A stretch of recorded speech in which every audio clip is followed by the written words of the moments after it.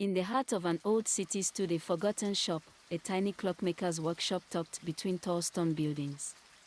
The wooden sign above the door read simply, "Time Restored."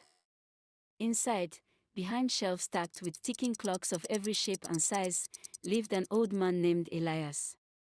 His hands were wrinkled, his back bent, but his eyes held a spark that seemed untouched by age.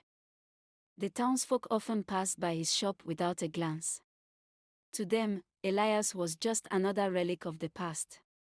But what they didn't know was that his clocks didn't just measure time. They could change it. One evening, a young girl named Lila wandered into the shop.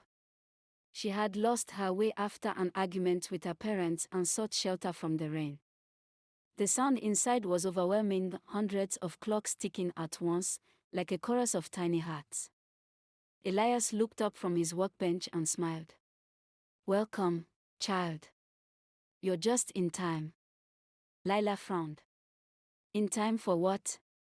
"For a choice," he said, motioning to a large golden clock at the center of the room. Its hands spun slowly backward, glowing with an otherworldly light. "You see," Elias continued, "these clocks don't only keep time. Each one holds a memory, a moment that can be visited again or undone." Her eyes widened. "You mean, I can go back?" He nodded. "But be careful. Change 1 second, and the rest of your life may shift like sand." Trembling, Lila touched the golden clock. In an instant, she was standing in her own home yesterday. Her parents were laughing together before the argument had even happened. For a moment, her heart ached with longing. But she remembered Elias's warning. She whispered softly, "I'll let it be."